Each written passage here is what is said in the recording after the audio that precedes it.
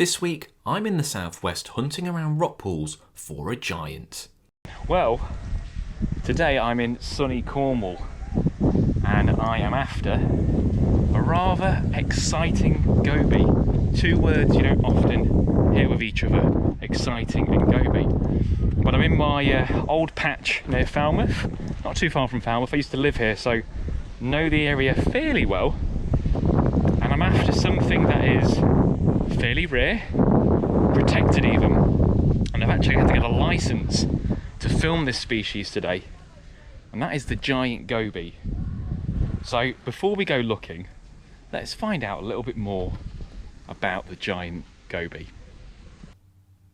Giant gobies are the largest European goby species, reaching a length of up to 27 centimetres. They're pretty much restricted to rock pools in Cornwall, but slowly spreading out to the surrounding southwest. They're at the northern limit of their range here, and further south in the Mediterranean, they're very common. Well, I tell you what, rock pooling in Cornwall is not for the faint-hearted. And that actually brings me on to a very good point, which is some tips if you're going to go rock pooling. And the first one, good foot gear. Always wear good walking boots, because I tell you what, half of the rock pools are slippy as fuck. Especially green seaweed. Keep away from green seaweed. And the other half, I've got really good grip, like this bit we're coming up to.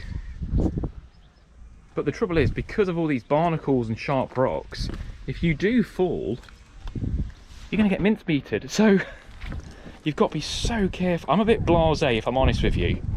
I'm just waiting for me to bloody fall on camera now while I'm recording. It sounds obvious, but keep an eye on the tides. Know what point is lowest tide. If you're at points where you might get cut off, obviously make sure you get past those. Always tell someone where you're going to be roughly if there is an emergency. And I guess most importantly, enjoy it. Just want to apologise for the lacklustre filming today and the audio. I actually forgot my memory card for my mic, and because I'm filming for Britain's Hidden Fishes, we're doing a rock pool sequence in there. I've got to concentrate on that. This is a side film, and you might be thinking, hang on a minute, Jack, the fish videos that you've been doing, you look a bit different. Well, it's not makeup, it's because I'm filming this way earlier than I'm doing all the other species hunt videos. Reason being that because I've got this license from Natural England, it runs out in November 2022. So I have to film the gobies before then, and most of these films are being filmed after November 2022. So chronologically, this is the first film I've shot, but I don't know which one will be in there. So anyway, that's why I might look different. Look at that for a rock pool. Oh, that looks good. And there's actually some sand eels in there. When small fish get trapped in rock pools, this is what the giant gobies are after, rushing out to grab them. Giant gobies are adapted to live at the upper reaches of rock pools, and they like to hide away under ledges and large rocks. When you've been walking on the rocks, you go a bit dizzy. I'm on solid ground. Such a satisfying crunch on the beach, and some sheer cliffs right behind me, as you can see. And on those cliffs are fulmars, which will take advantage of any cliff. Puffins and a lot of the other auks are a little bit more fussy about where they nest, but not fulmars.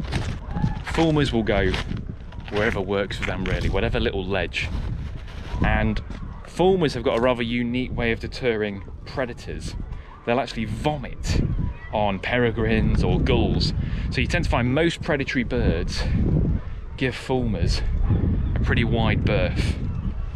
But it's lovely to see them up there. But it's not what we're after. It was starting to get way too hot for me, so I had to break out the twat hat. So how am I catching these giant gobies? That's the main question. Well, LRF anglers do catch them on rod and line occasionally. You're not meant to target them. They are a protected species, but obviously you can't control what takes your bait.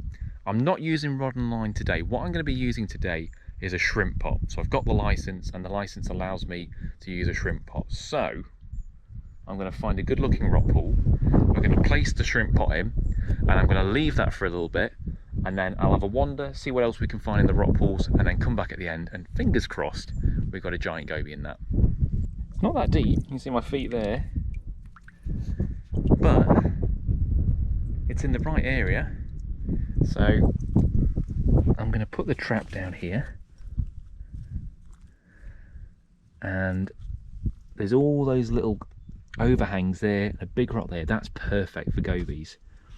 So I reckon if we give that a couple of hours, I'm not going to go too far. The trap does need to be supervised. Obviously don't want any birds or any other wildlife getting in, so I will be checking it regularly, but hopefully we'll get a goby.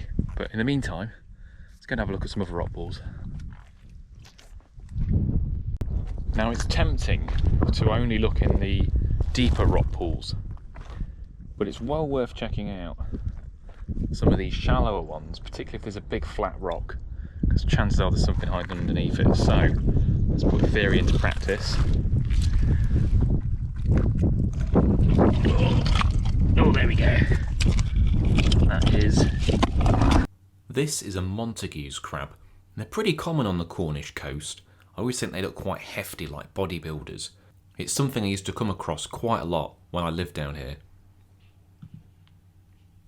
This strange looking crab is called a hairy porcelain crab. They're almost completely flat, and you often find them under the small rocks on the intertidal zone. This was a really nice unexpected find. It's a worm pipefish, actually a species I need for my list, so I'm definitely counting this.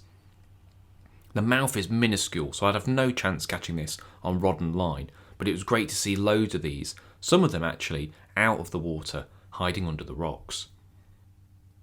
Blennies are a dime a dozen, and I did find plenty of these little shanies hiding around in some of the larger rock pools.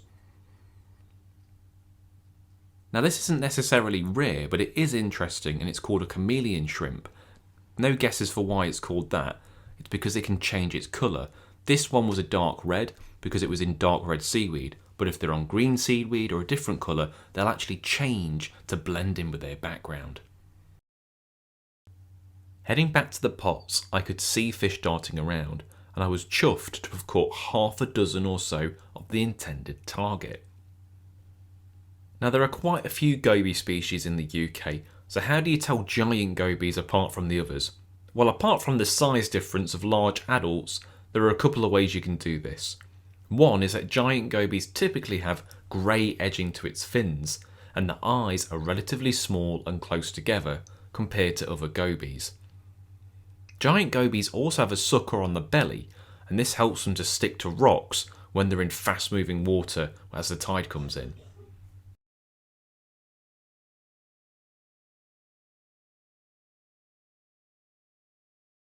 Well, that was amazing. So many in the trap, 6 or 7 maybe? I don't want to spoil the illusion of wildlife filmmaking, but I've been seeing giant gobies everywhere, so I was pretty confident we'd get one. But that was great, get to see them up close, in the hand. Fantastic fish, no monsters, but still pretty big for a goby. Well, it's always a pleasure to head back down to Cornwall, particularly to some old stomping grounds where I used to live. I was absolutely ecstatic to find so many giant gobies and a bonus worm pipefish. Let me know what species you think I should go after next, and I'll see you in the next video. Cheers. Thanks for watching. If you want to support the channel, liking the video and subscribing to the channel really helps me out. But you can also donate to my buymeacoffee.com link, and all the money from that goes back into making new films for the YouTube channel. Thanks for watching. You can check out some other videos in the links here. Also check out my website and social media, as well as the podcast that I host, the Bearded Tits Podcast. Cheers.